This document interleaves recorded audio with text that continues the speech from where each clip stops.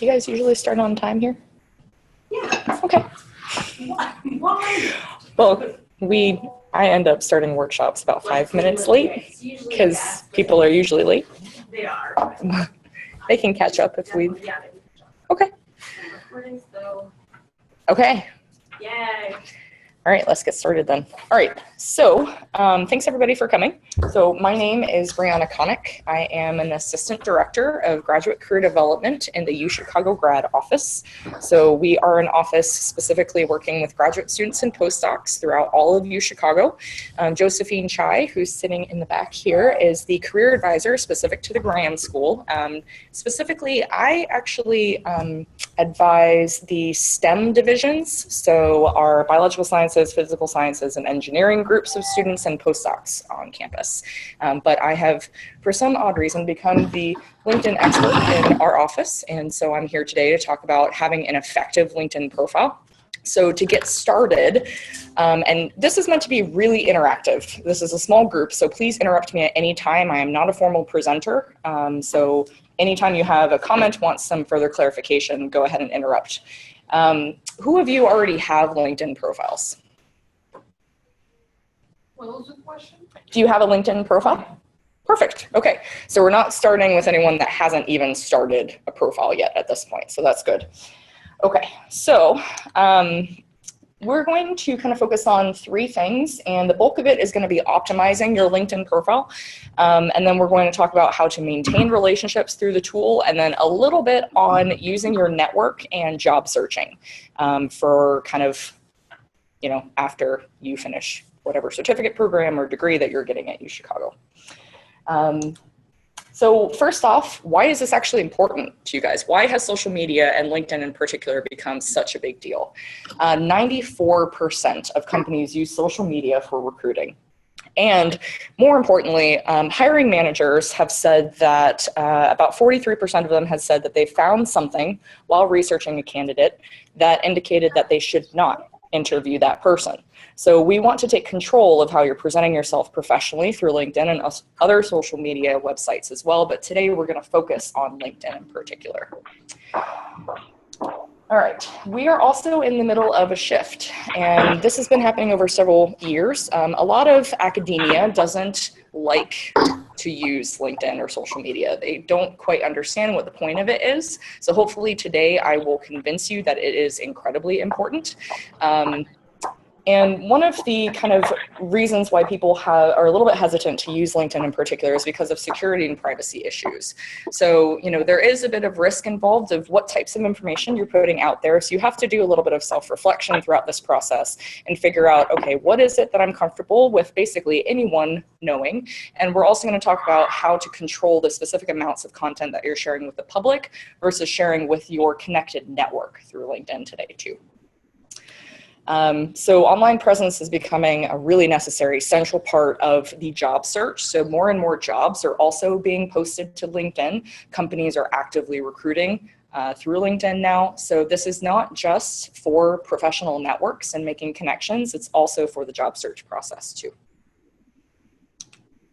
So the idea here is to take control of how you're presented. A lot of what we're discussing today is how to generate the most effective and positive content that you can to present you professionally to the rest of the world. This is some poor frat boy, I'm guessing. And unfortunately, this is a real picture from a social media account. So if I can find this, then everyone else can find this as well. I am not a hacker. I do not have programming or coding skills in any way, shape, or form. So we're going to learn how to take control of everything that we're putting on LinkedIn. All right, so starting with optimizing your LinkedIn profile. So millions of people find jobs through social media these days. LinkedIn is definitely the king of the hill, so to speak. People that responded to a survey that's kind of figuring out which of these 3 in particular that they used to find a job, almost 80% of them were through LinkedIn, with maybe 26 through Facebook and 14 to 15% through Twitter. Nearly every single hiring manager is going to use LinkedIn for every step of the recruitment process, to finding candidates, to vetting you before you even come in for the interview, seeing who you're connected with and how you're presenting yourself throughout that entire time. Okay, so about 50 million Americans actually say that one of these sources got their current jobs, with LinkedIn being the highest. And I think right now there's over 400 million people that are using LinkedIn. So besides the job search aspect of LinkedIn, this is also a great network that we're going to talk about tapping into. All right, so LinkedIn, especially useful for not only the job search, but also for setting up informational interviews. Does anyone know what those are? You guys heard of this term before? So this is, yeah, you want to give me a definition? You use it to kind of get a person on the phone at a prospective company you're interested in, ask them about their job, build a rapport, and hopefully get some sort of internal boost. Yeah, that's definitely one aspect of informational interviews. The other part is if you're still kind of exploring a couple of companies, a couple of possible positions or career paths for yourselves, then talking with people who are currently in those positions is one of the best ways to get informed and become knowledgeable about that particular career path. You know, how things are described on a company webpage or a job description for a job ad is not always accurate. So talking with people that are currently doing that is really the best way to go. LinkedIn is a perfect way to start these conversations. Email is always stronger, however, so even with LinkedIn as active as it is, if you have the email of someone, it's better to email them directly than use LinkedIn to connect with them. You can still use LinkedIn to connect, but again, email is stronger than through the messaging system LinkedIn has. Okay, so, all right, so LinkedIn, has anyone noticed the changes that have happened this year? There have been so many changes to this platform just in the past couple of months that I just updated all of these slides a couple of days ago. So the interface is completely different. So this is a snapshot of what my interface looks like as of yesterday or the day before. And certain things have kind of gone away, actually. So before we had a way to get to groups and what other types of connections that you're doing through the nav bar at the top of the page, that's no longer there. I actually can't find how to get to groups except to go to your profile and go to your own groups or type it into the search bar any longer. So for whatever reason, they have taken that out of the main navigation system. There are also some changes that are still occurring. So keep in mind that LinkedIn likes to update things, change the interface interactions that they're putting together here. So expect also that this can change over time. The other nice thing is that you can now see who's viewed your profile in a certain amount of time. You kind of have the snapshot here that you can click on your own profile. You can also see if you've posted things, how many people have actually viewed that, and that takes you to a page that shows you all of your activity, which is kind of nice to see how many people that's reaching. Some of the other changes are the job search portion of LinkedIn. So now you can add a lot of preferences to your job search. So we'll walk through this a little bit later on in the workshop today, but you can add things like locations. So if you are not necessarily looking for jobs in Chicago, you can set up several locations to pull jobs from. You can consider the level of experience, also the industry, the size of the company, if that's something that you're particularly interested in. The other thing that is brand new to LinkedIn is this part down on the bottom. So we're going to talk about this a little bit more, but they have now this little internal flag that you can turn on for your profile that will let recruiters know that you are open and looking for opportunities. It's meant to be private, but they cannot guarantee the privacy of it. So if you are at a current company, they might have recruiters that are able to see that you've turned this on, for instance.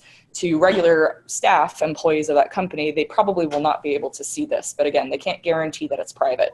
So, something to kind of decide on your own of whether or not you want to risk someone at your current employed situation to know that you're looking for jobs. All right. Okay, so there used to be this really cool feature called Get Introduced. Did anyone use this before? So there are several ways of getting connected on LinkedIn, and we'll walk through all of those different ways and how best to do that. But before, one of the ways that was one of the strongest was finding a mutual connection between someone that you don't know and yourself, and asking them through LinkedIn to introduce you to that person through the interface of the website itself. This has now been taken off of the desktop site. So you cannot do this any longer. You can do this on the mobile site, and you can actually share a member's profile. So if you happen to want to share their profile with someone that you're connected with, you can do that, but you can't actually use the get introduced feature of LinkedIn unless you're in the mobile app these days. So hopefully it says it's temporarily unavailable, so I'm hoping that this means that it will be reinstated at some point, but at this moment it's not available. Oops. Okay,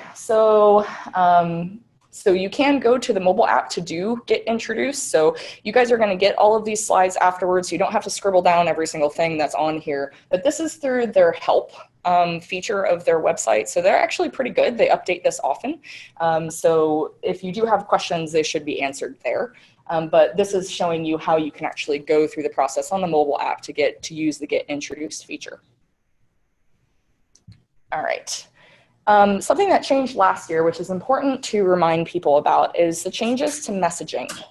So a couple of years ago, if you had the free account feature, you were able to message people that you weren't connected with. You had a certain number of free messages every single month. That has been completely done away with. You now have to pay for the premium levels of the account to be able to message people you're not connected with. There is, however, a workaround that we figured out, and this is through groups. So if you are part of a group, then you can message 15 times a month with someone within that group.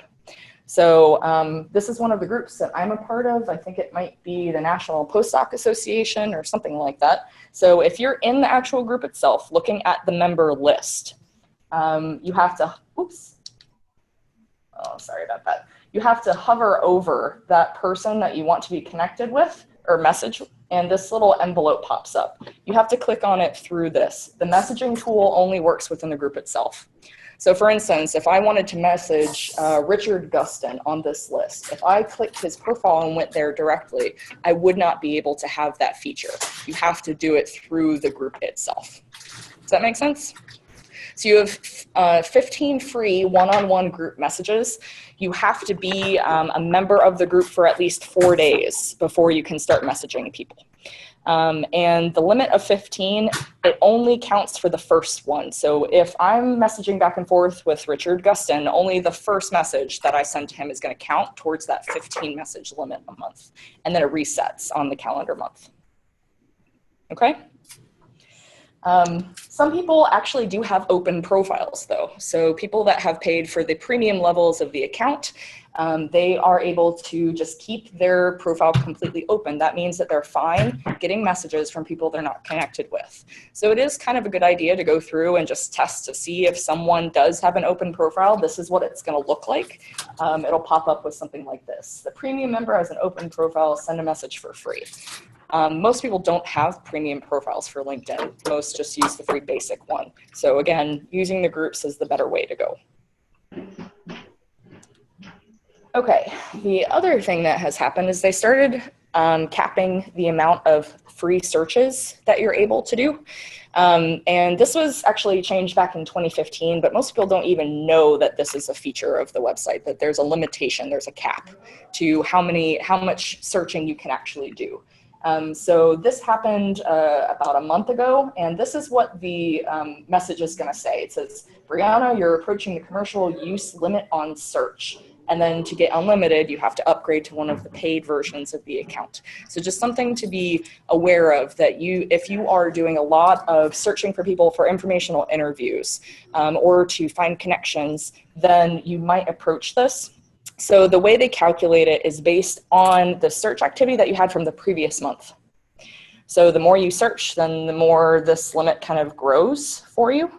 So just something to keep in mind. A workaround for this, if you do end up finding this, and what happens is that you'll still be able to search, but you will only get a handful of the actual people that should be popping up in that search.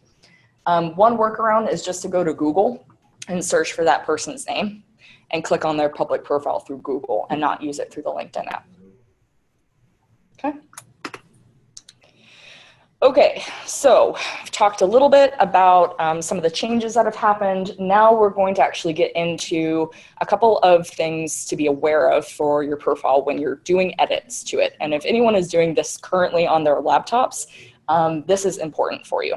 So if you go to the settings part of your account and go under privacy, so right here, sharing profile edits. So you have to choose whether or not your network is going to be notified with every single tiny change that you make to your profile.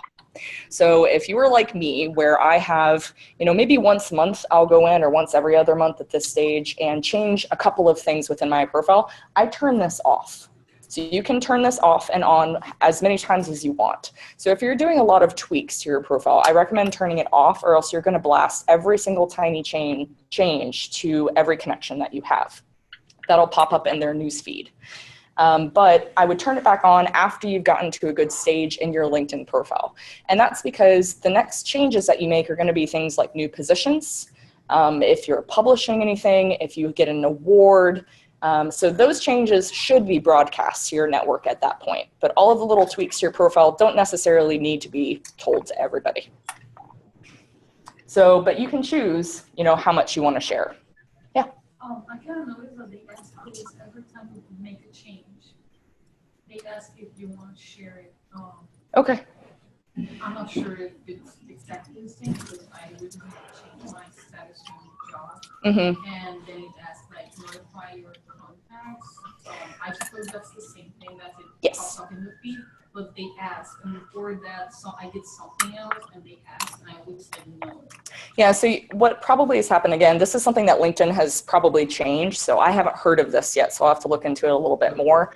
I'm guessing it's the exact same thing, and you probably have this set to off right now for yours, so that every time you do make a change, they're asking you, okay, do you really not want to say anything to your network? That's what I'm guessing that is, but it's the exact same thing. Yep. Okay.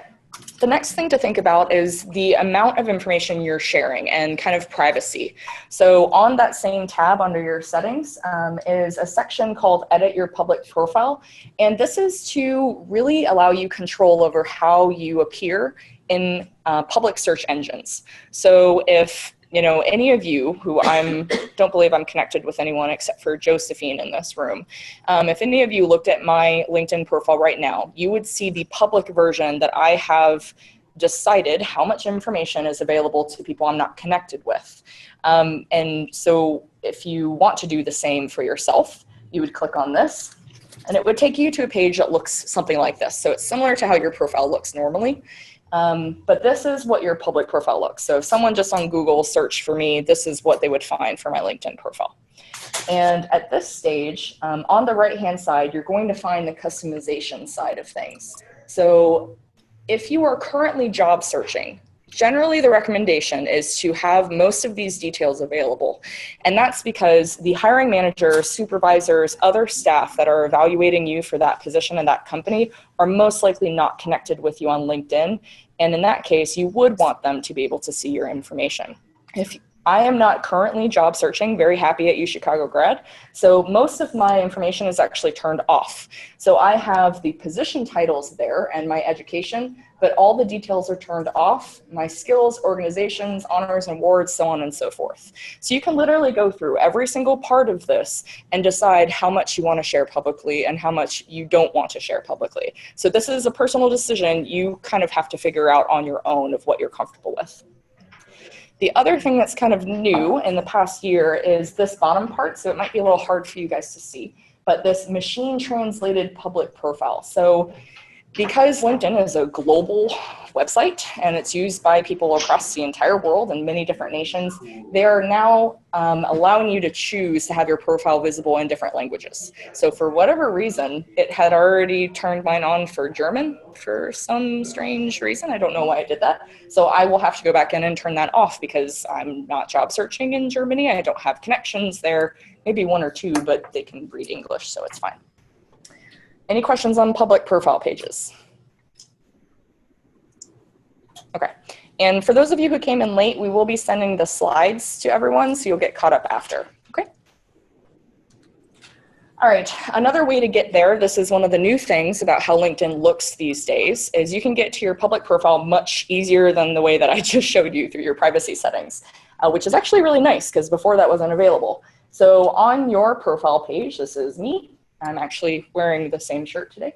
Apparently it's a favorite. On the right-hand side, you have a link to edit your public profile. So it will take you back to this page when you get there, okay?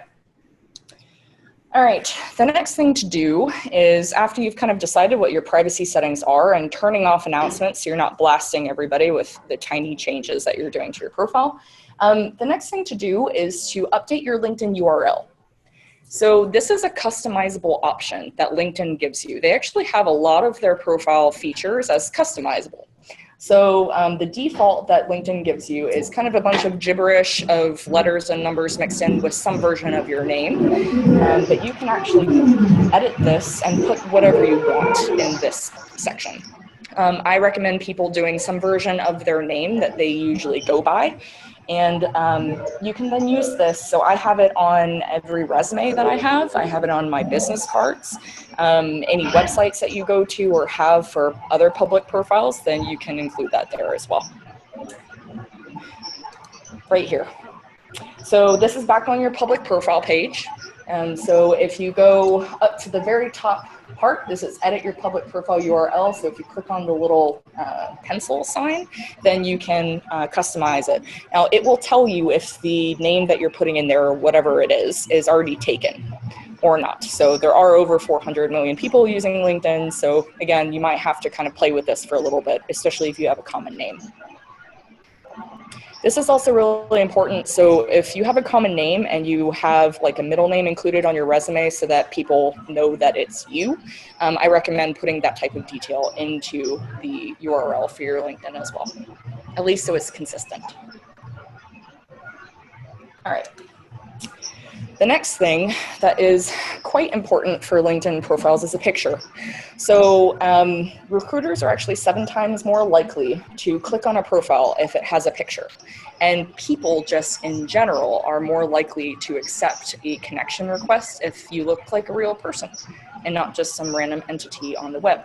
So I recommend having a professional photo, and this doesn't mean that you have to go to a professional photographer. You can have a professional photo with an iPhone camera these days. They're pretty decent.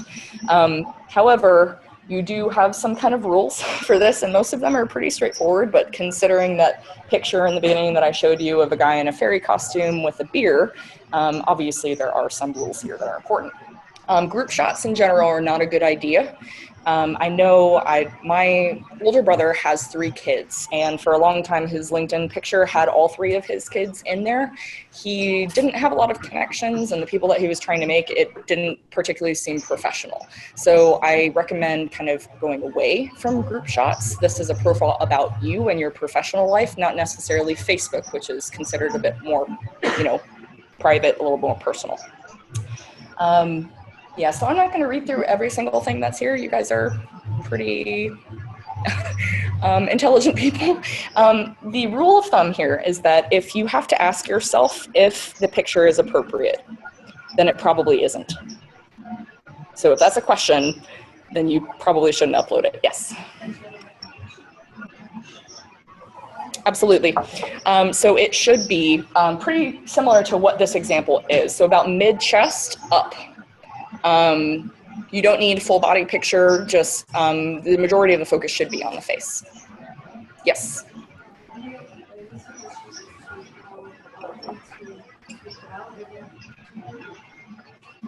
I mean, if you go through drastic hairstyle changes or anything else like that, I mean, I actually was helping someone with his LinkedIn profile and his picture was from undergrad and he is 35.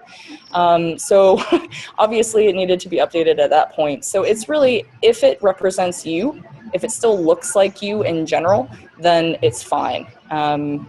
But at least every couple of years, you probably should have another one taken.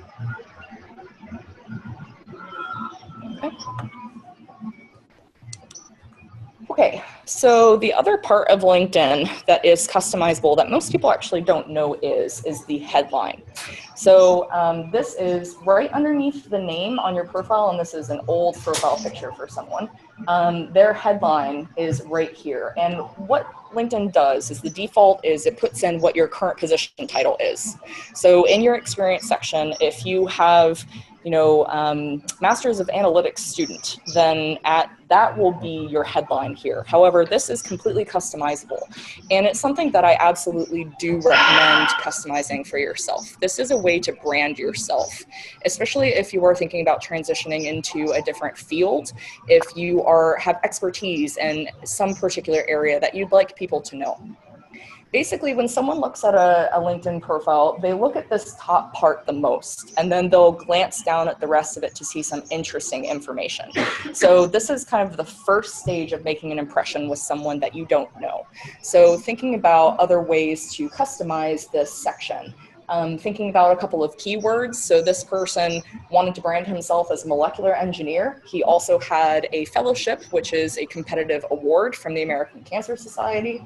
And he was doing research at the Scripps Research Institute, which is actually where I got my PhD, so that's how I know him.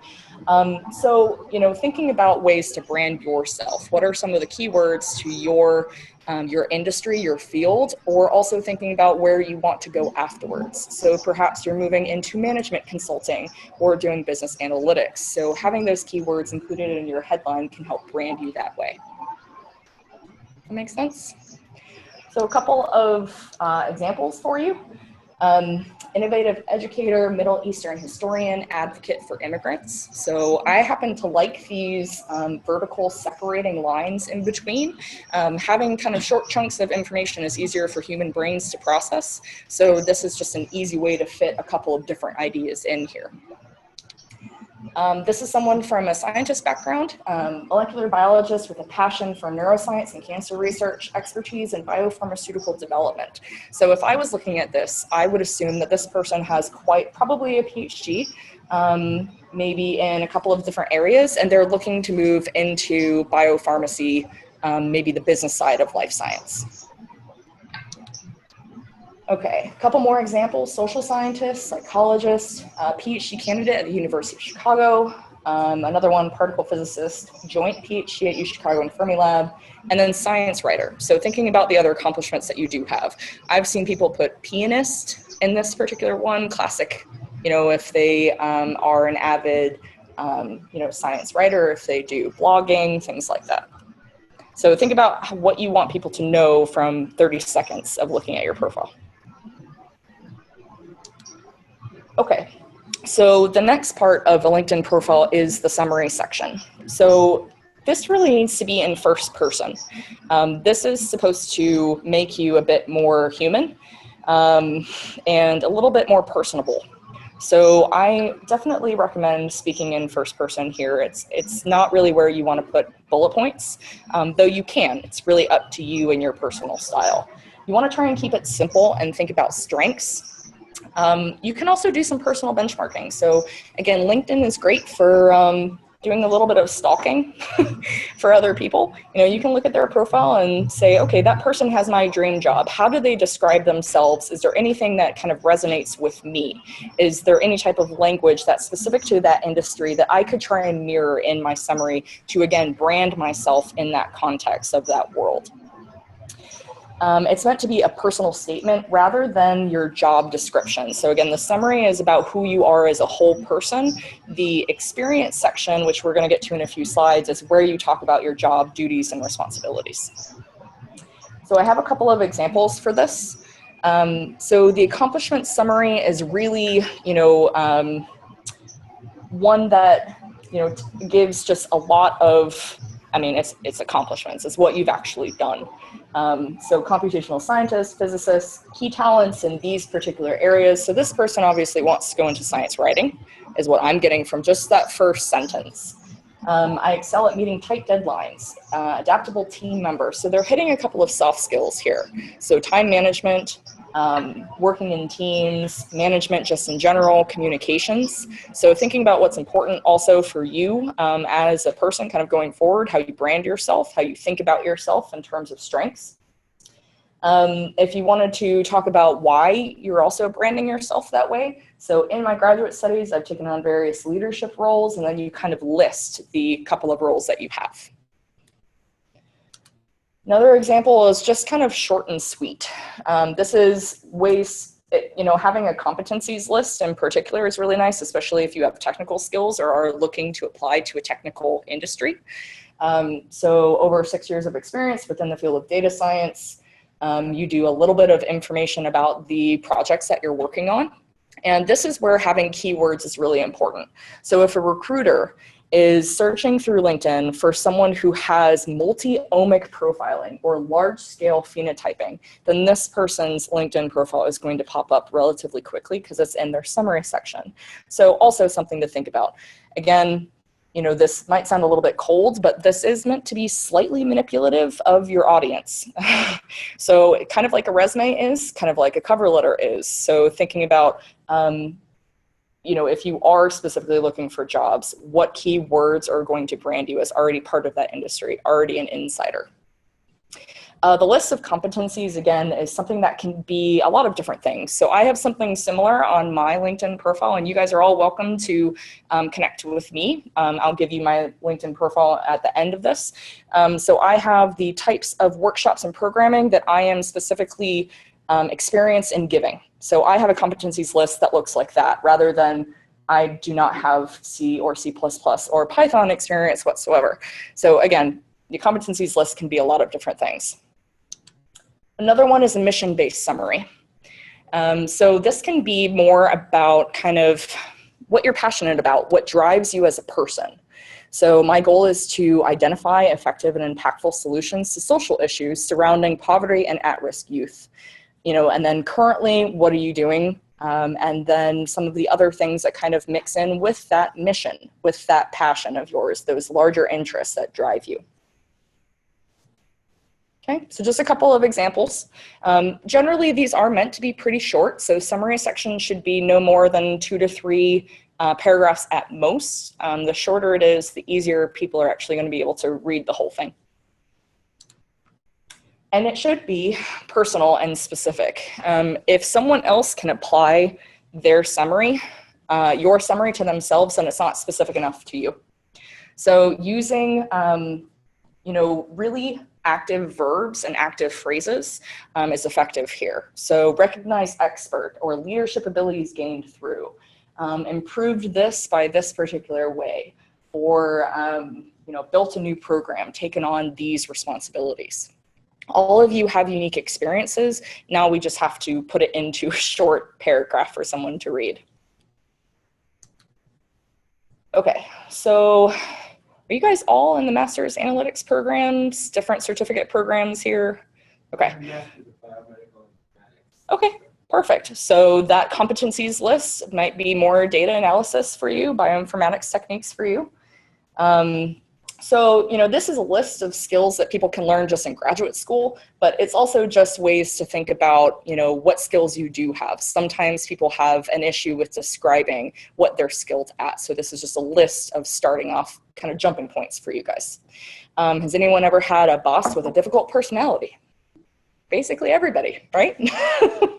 So this is a skill that you're able to cope and manage complicated personalities, that you thrive in intensive, time-sensitive environments, that you've worked with budgets, that you've worked under some type of time crunch or something like that. Those are all skills. It's just figuring out how to talk about them. Okay. So there are lots and lots of other sections that you can add to your LinkedIn profile. And they actually just change how this looks and how you can add all of the sections too. So I wanted to add some updated screenshots for you here. So basically on your profile, on the right-hand side, there's a button that will say Add New Profile Section. And there's now 3 different sections, that kind of overarching general categories that you can pull from. So the background section is your work experience, your education, and any volunteer activities that you've done. Your skills are literally just the list of skills, which is right here. This is my list of skills and endorsements that I have. If anyone has a lot of technical skills and maybe you're not necessarily trying to go into a technical field going forward, this is also a way that you can customize this list. So you can drag and drop and reorder this list however you'd like. So for instance, I have, I did a PhD in infectious diseases, so I have a lot of wet lab skills. So immunohistochemistry, molecular cloning, confocal microscopy, none of this is relevant to my particular position that I've been doing for years. So they're still there, they're just at the bottom of the list. So now I have career counseling, professional development, and events coordination at the top. Okay, so again, you can kind of customize this list to really make it tailored to you.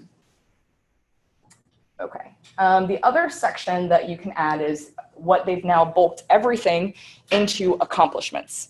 So accomplishments now include any publications that you have, certification courses, projects, honors and awards, and any organizations that you're a part of. So for whatever reason, LinkedIn has decided that there are now 3 areas: background, skills, and accomplishments.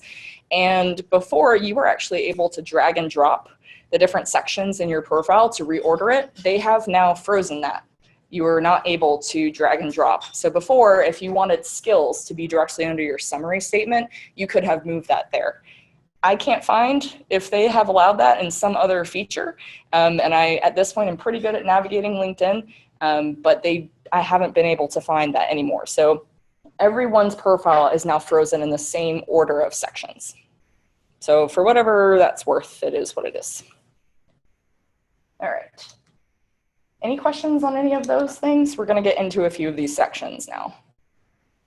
Okay. So the experience section, this is where you're giving the description of your positions that you've had, the experiences that you've had. And you really want to focus on things that are recent, significant, and relevant. So for instance, I've said that I did a PhD in infectious diseases. Under the description of my doctoral research, I only have 2 bullet points describing my science. The rest of the bullet points, which are 4 of them, describe all of the other activities that I was doing. So I started a mentorship program, I was involved in recruitment activities, reaccreditation, all of that jazz. So again, it depends on what's relevant to you. So again, you don't have to be, it's not empirical truth here. You can decide what you put in these sections.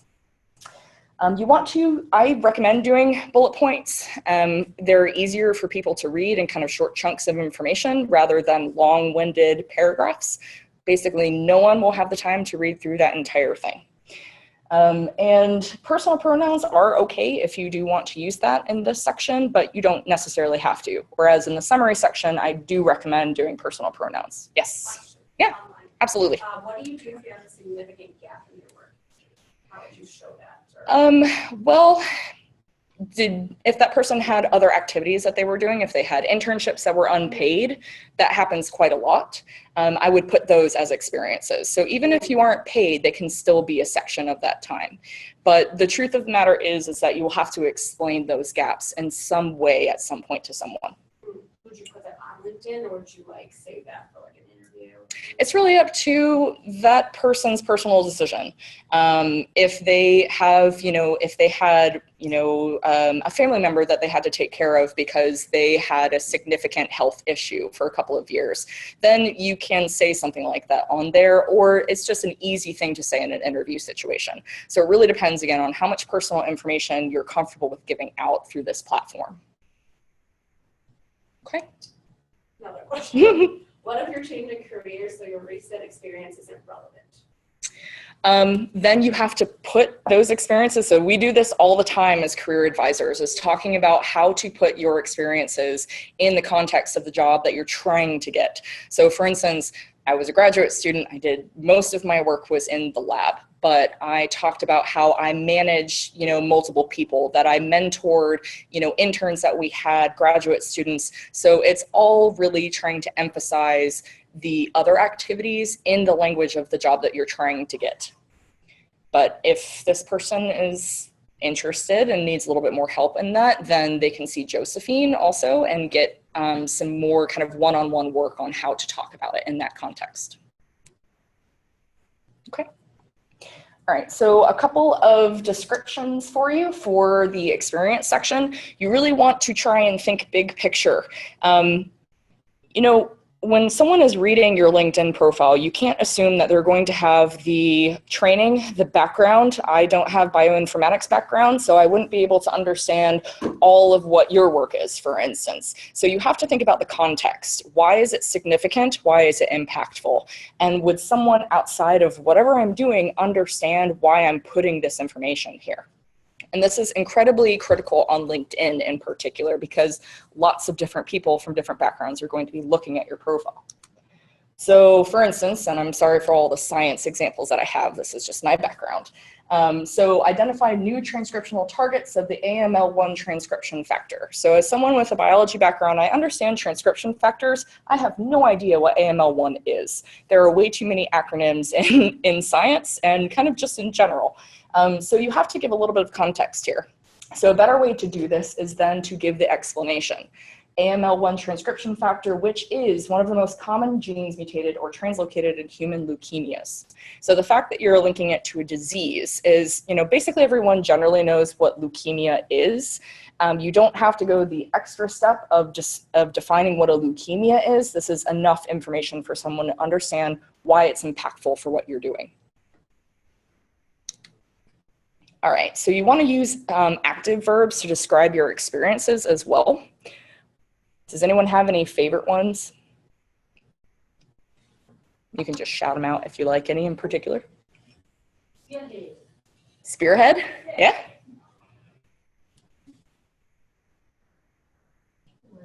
Led? Yep, that's a great one. Enacted. Enacted. All right. My personal favorite is optimized. I have no idea why. I just like it a lot. All right, so you can Google active verbs for resumes anytime that you want, but here is a starting list for you. So developed, evaluated, produced, supervised, managed. If you can use any of these to describe your activities, they're just stronger and much more descriptive already. You want to avoid being passive in the description of what you've been doing in each position. This is also a really good way to convey transferable skills as well. So management can be applied to any position basically at any time. The fact that you communicated or collaborated, all of these are transferable skills. So for that person that was asking, how do you put your job information, if you're changing career paths, into that, using verbs like this is a really good first step. All right. One of the other parts of a LinkedIn profile is a recommendation. Does anyone have a recommendation here today? Nobody? Don't feel bad. This is one of the hardest parts to finish for a LinkedIn profile. This is when you have that 100% complete profile that really doesn't mean anything for LinkedIn. It's just they tell you how you're competing with other people. So a recommendation is when you're getting kind of like a little reference letter from someone that you've worked with or worked for. And in general, you want to have them. They definitely make your profile stronger. But if you don't have them, it's not like a huge crazy thing that you don't have, okay? In general, if you can ask in person, and I know that's difficult, especially if you guys have moved around, which basically everybody does these days. So if you can ask in person, it's best, but doing this through email is fine, and I'll show you an example of how to ask for that. Offer to provide some context. You know, if you were working with someone for several years, you probably had several projects, several activities, events that you had.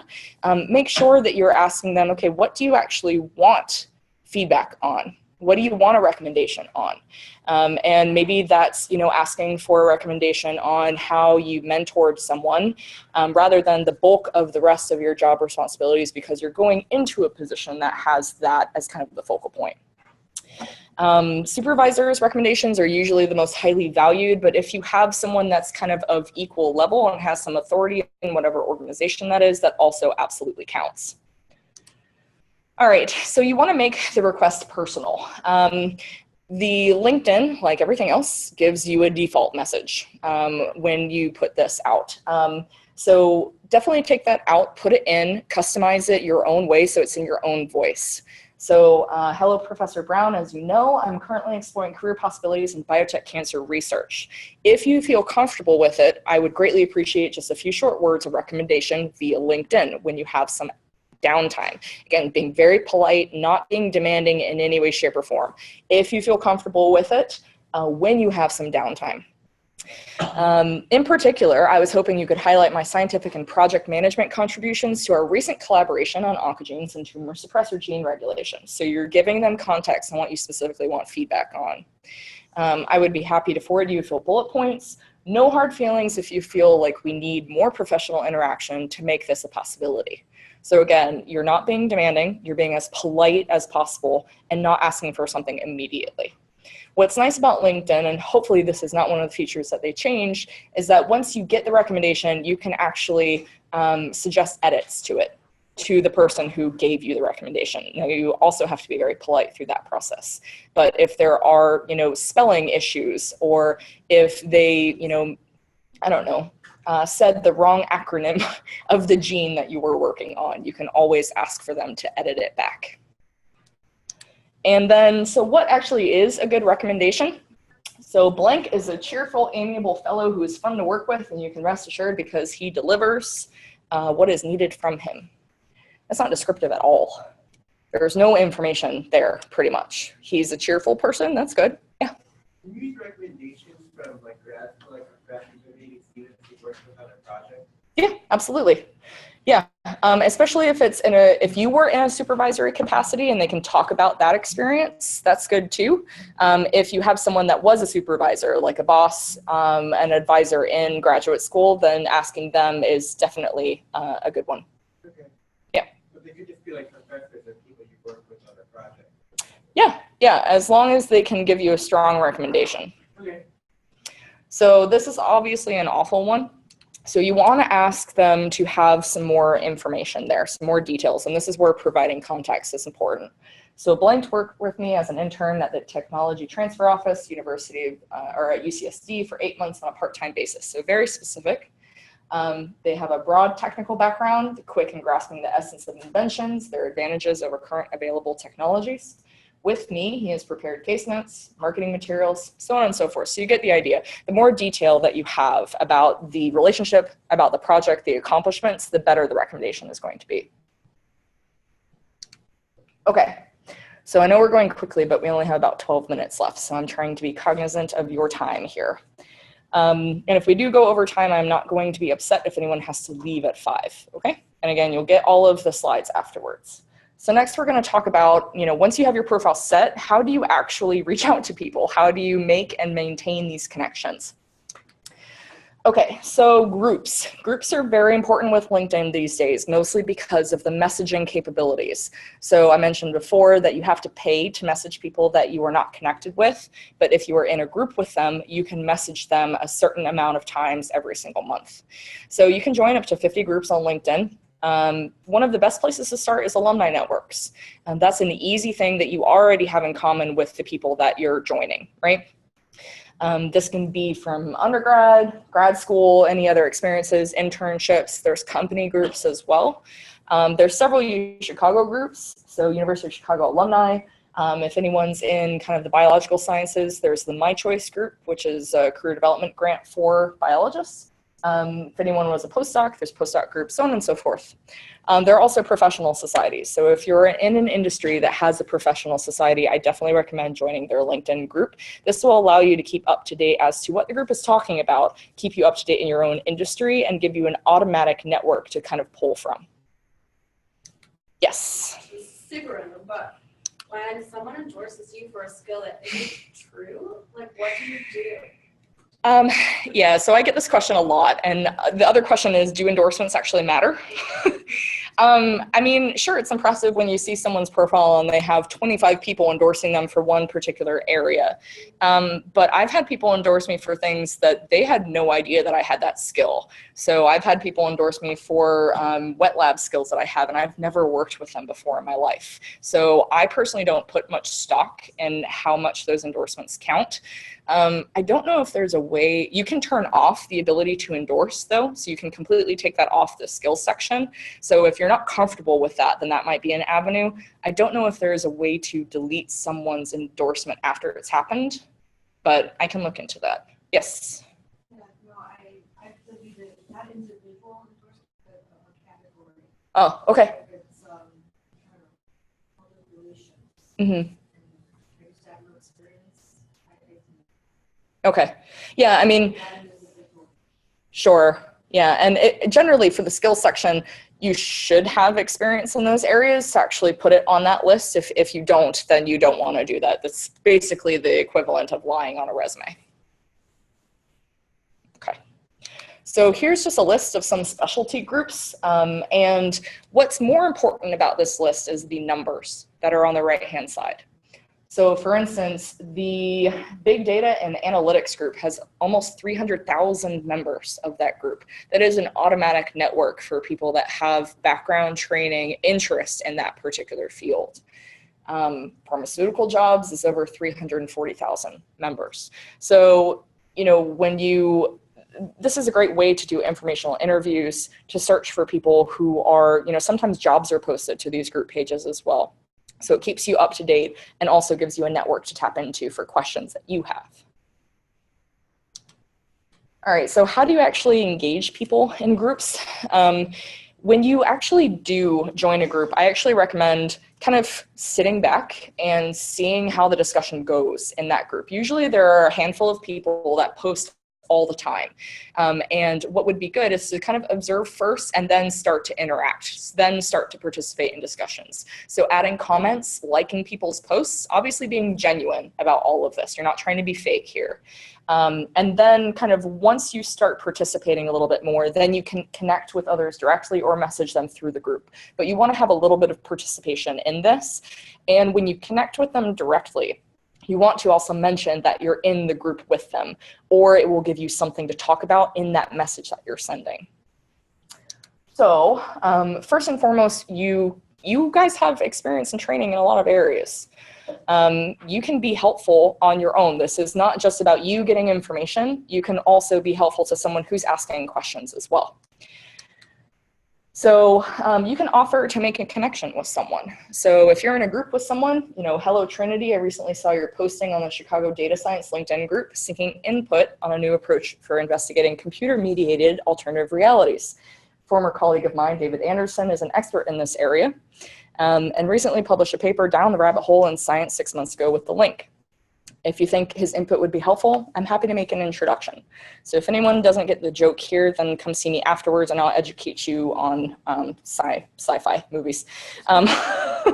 Anyways, so, you know, one way to start a connection with someone is to be helpful. You can introduce them, you can share an article, share some advice that you have from your own experiences about a question or a topic that they've talked about, okay? And when you're reaching out, you want to be strategic. It's kind of like dating websites, if anyone's ever used those before. So using language that, you know, shows that you've done your homework. You mentioned that, or I noticed, or maybe, you know, I noticed that you posted an article about this, you know, and then that's the start of a conversation because you do have something in common with that person. You're in that same group. You've shared some type of discussion maybe in the post that they made. And you want to tailor your request and make it actually specific to that person. If you don't do these things, I've gotten lots of messages through LinkedIn where it's, you know, very random. They don't say how they're connected with me. I never respond to those. I do not have time. People do not have time to deal with what comes off as spam. So the more that you tailor it and do a little bit of research and really make this a customized message, the better chance you're going to have of someone actually responding back to you. All right, so there are a couple of ways that you can reach out that we've talked about. So connecting directly, this is when you go to someone's profile and it has that blue button that says connect. This gives you 300 characters. And again, there's this default message that says, I'd like to add you to my professional network at LinkedIn. Please take that out or at least edit it in some way that makes it more personable to you. Again, give them a little bit of specifics, tailor it about why you actually want to connect with them. If you are in a group with them, then definitely mention that in the connect request. The introduction. So this is that get introduced thing that I talked about beforehand that has been taken off of the desktop site and is now only on the mobile site. But it used to be the strongest way to connect with someone because basically you're finding a middleman to introduce you and kind of vet you before you're getting introduced to someone else. The in-mails is something that you have to pay for. These are unlimited messaging characters to people that you're not connected with. However, you do have this option of messaging within the group. So you have to be a part of a group for 4 days, and then you have 15 one-on-one messages available to you each month. That's across all groups together, not just each group. Okay, so again, this is the one that is only capable through the mobile app right now. Okay. So this is someone that I'm not connected with, but is actually a secondary connection of mine. So this is where that connect button is, the send in-mail button. And then the other thing is if you're thinking about why you want to reach out to that person, if you really are doing that tailoring and customizing that message so it doesn't look like spam, you can look at the recent activity that they've had. Where have they actually, have they posted a bunch of articles on a particular topic? You could reference that, as something that you're interested in that you want to talk more about in the message of connecting directly with them. So this is a new feature actually that LinkedIn just added to people's profiles. You can now see their activity and how many people they're connected with. Okay, so hi, I'm a PhD candidate at University of Chicago. I'm looking to transition to a career in patent law. Do you have some time to answer a few questions I have? Also, does your firm have any open positions for PhDs? Is this effective? I see a thumbs down. What is one of the big no-nos that they're doing right now? This is meant to be this is a cold contact email, so they don't know this person. They're asking for a job. You never ever want to ask for a job in a cold contact email. That person, if they have no connection to you, if they don't know you through some other avenue, will probably have a really negative reaction to this. I've had people message me before and I think, who is this person? Why would I go out of my way to try and find a job for someone that I've never met before, that I have no idea what their training background credentials are? So, better message. I noticed you spent some time, so you're making a connection with them. I'm a second-year Harris graduate student. I'm exploring my career options. I recently read this article. Since you've made the transition to a legal career so successfully, if you can compliment the person in the email, this is a fantastic method to get them to say yes to responding back. I was hoping I could take 30 minutes of your time at your convenience to ask you a few questions about your career path. Thank you for your consideration. I look forward to hearing from you. So it's relatively formal. You're showing a connection and you're being as polite as possible. So 30 minutes of your time at your convenience, and you're not asking for a job, you're asking for information. So this is what an informational interview is. This is a message that you can send out to have a conversation with somebody.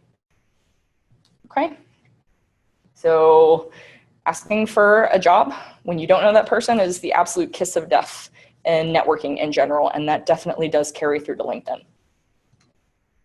All right, so have a reason to connect, share what you have in common. If you have a mutual acquaintance, absolutely mention them in the message that you're sending.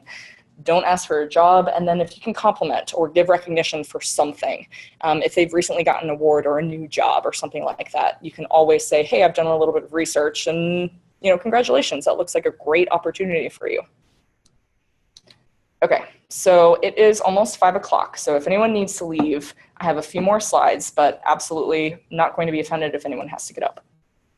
All right, so the next couple of slides are going to be talking about the job search process and how to kind of use your connections. So at this point, you have gotten a great online profile that's customized and fantastic and full of active verbs like optimize.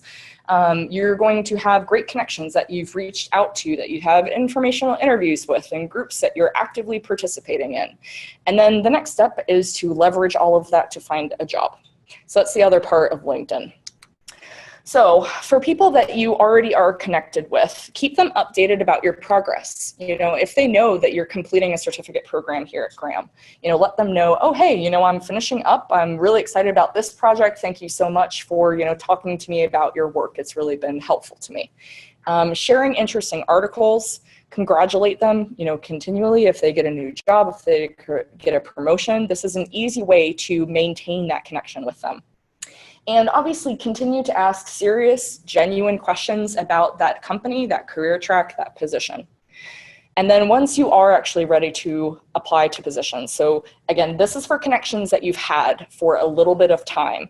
I would say a couple of months would probably be a good rule of thumb for this. Then you can start talking about jobs. So if you are applying to a specific job at that company, you can absolutely ask them about it. Maybe they have some insight as to what the team is like. You know, if it's on a particular division, are they connected with that? Would they be able to give you any insight as to, you know, some of the nuances, some of the details about that job, that team? Sometimes they will already ask to see your resume, that they'd be happy to give you feedback. Most people would.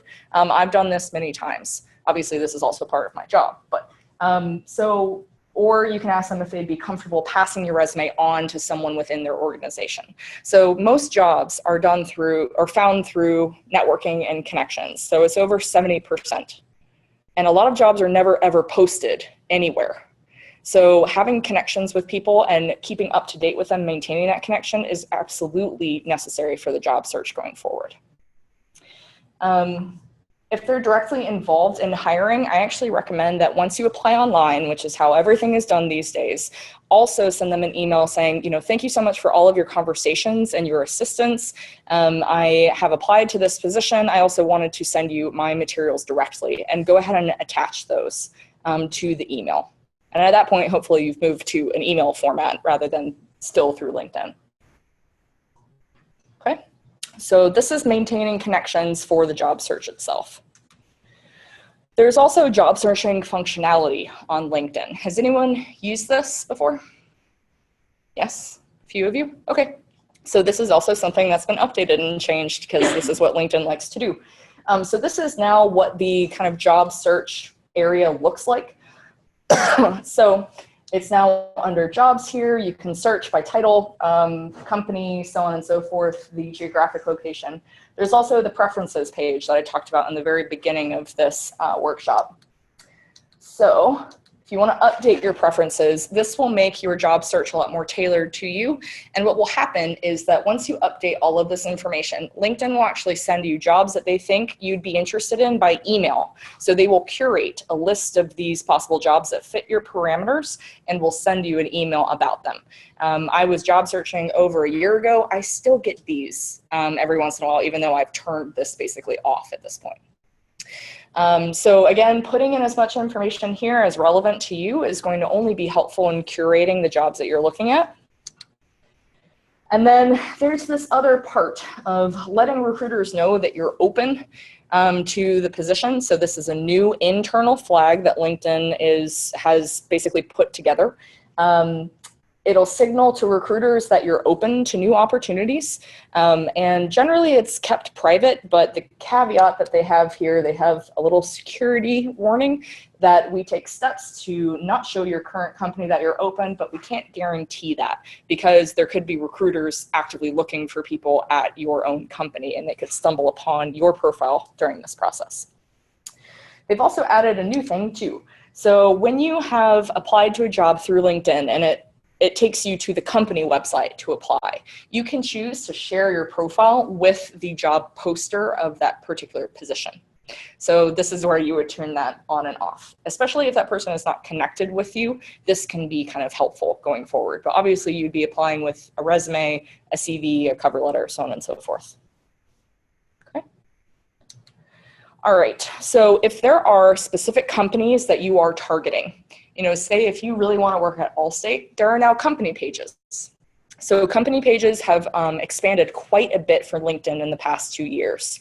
So more and more companies have LinkedIn pages, and there's a decent amount of information that's on here that actually can be quite helpful for you, not only for the job search process, but also to prepare for conversations with anyone working there and also preparing for an interview situation. So for instance, there's lots of things on here. So how you're connected. So apparently I know one person from University of Chicago that was hired at Allstate, and then there's over 51,000 employees that have LinkedIn profiles that work at Allstate. So this is a big network that you can tap into. If there's a particular person that you find in this list that has the job that you were interested in, you know, connect with them, send them a message and see if you can have an informational interview either through LinkedIn, on the phone, or email. They also have recent updates. So especially when you're preparing for an interview, to know what's going on currently at that company is incredibly important. You are expected to do quite a lot of research because all of the information is available now about what is going on with these companies. So this is one way to see kind of what's going on. So for instance, if you are going to be joining a specific team and there is a news story that's listed on here about the expansion of this team because of, a change in leadership or funding, you should know all of that information before even going into the interview process. And then, of course, the other great thing is jobs.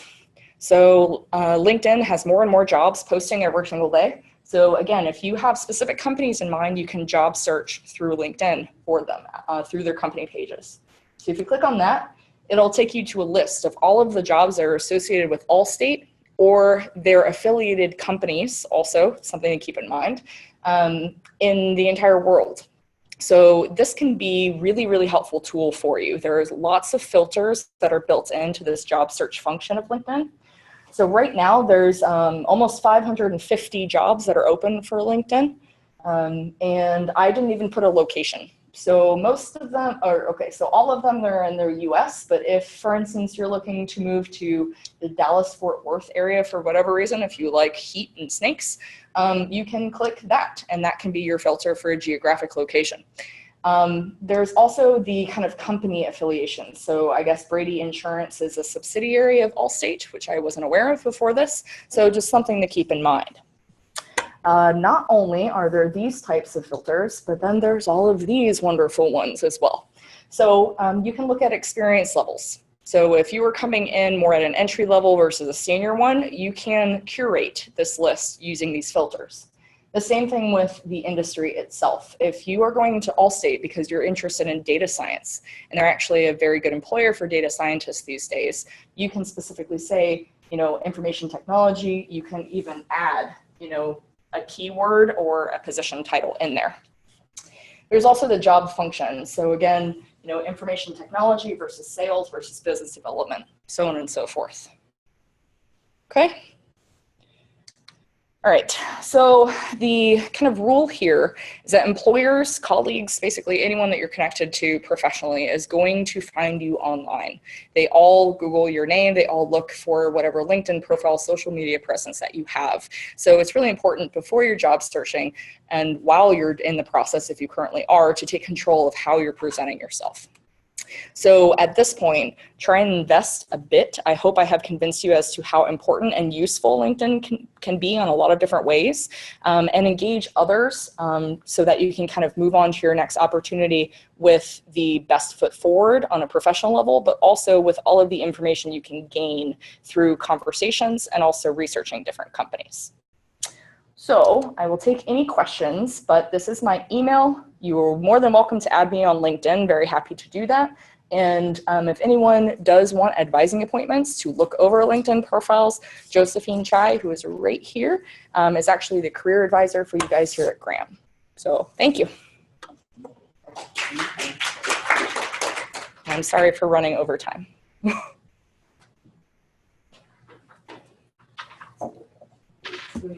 Yes. I'd like to ask an appointment, so part of that you went back to school, would that be okay? Yeah, and you can put, if you're in a particular certificate program or getting a master's or some other educational degree, you can put that as part of your experience as well. Okay. So sometimes even though my PhD work is listed as my education, that I have a PhD, I also have doctoral researcher as the description of my work while I was in that position. So absolutely. Question. Mm-hmm. If you had a side business that was kind of growing on its own, and you kind of doing it part-time, how would you put that in LinkedIn? So there are lots of people that have multiple positions that are kind of concurrent. So if it's completely normal to see multiple ones that are still technically present in terms of the timeline. But it also depends on if you're trying to grow that side of kind of your professional activities. That might have a difference in how you present yourself in the summary section and your headline. You can also perhaps try and get that experience at the top of that particular part of your profile. Okay. If you're trying to go more that route, yeah. it'd be better to promote that. Yeah. Yeah, and it's using those terms to brand yourself. Again, these are manipulative things. So putting keywords in your headline and making sure that that's what you're emphasizing in your summary, rather than the other position that you might have kind of full time as well. Yes. Should we accept connections from people we don't know? That is completely up to you guys. This is a very difficult question to answer. I don't think it's really anything special if someone gets over that 500 connections mark. I think that it should be more qualitative. Even me being a scientist, I think that it should be more qualitative than quantitative, but it's really up to you. If that person is at a company that you're interested in, or if they have a job that seems kind of cool to you, then go ahead and accept the connection and then be active with maintaining or having a conversation with that person. I'll make it enough so far. You could Yeah. stay, but everyone, I'm Lisa. I will be sending you survey about this, so you can say how much you loved it, and slide deck. So if you did not sign up with me and I don't have your email, make sure you do that, or you will not get it. Yeah, and it'll come on Monday because it's Friday. So. Yeah. Fair enough, and it's 5 on a Friday. Yeah. So yes. So if someone, if let's say I'm interested in a job that's in another city, or I'm looking for a job wherever because I'm looking for like my dream job, and I'm not just like close-minded to Uchicago, then how do you say this in a way where recruiters won't think that they would have to like pay for relocation, or that you're not like a good candidate because you're not in the area? So yeah, that's a good question. To be honest, most recruitment these days, it's pretty broad in terms of geographical preference. The other thing that you can do is if you are already visiting a particular area, say if you're trying to move back to where you have family or friends or something like that, and you are going to go ahead and visit that area, you can say in job documents, at the end of your cover letter, I'm going to be, visiting the San Jose area, these particular dates. I'd be very happy to talk with anyone if someone's available. So I've actually done that and gotten an interview because of that. Whereas I was in Florida and coming up here for job searching. The other thing you can do if you are very set on a specific region is you can actually go ahead and change the location in your profile. But yourself. If you're still working somewhere in Chicago, then it looks like in your profile that you, I don't know, change it to Portland, Oregon, whatever. So. You can put that as part of your summary as well, that you are looking for opportunities in the Pacific Northwest or something like that, if you're actively job searching. Even if you're still in Chicago, for example. Yes, absolutely. Because that is a question. So I got the question of, why are you relocating to this area? So that is something that in a job interview, in a phone interview, that you would probably have to answer.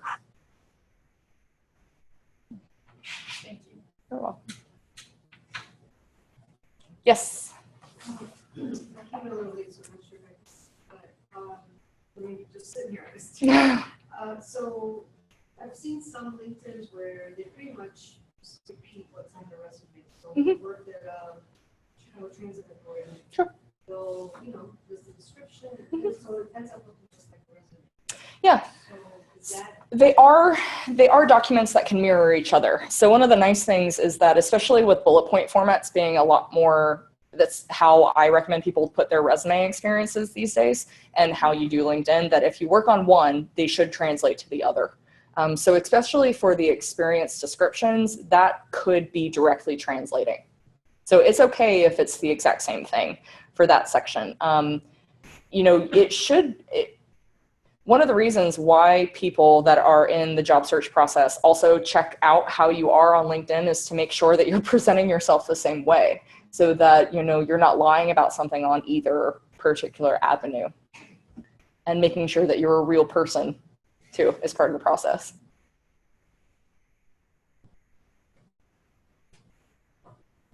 Okay. Well, thanks everybody. All right, thank you. That was great. Yeah.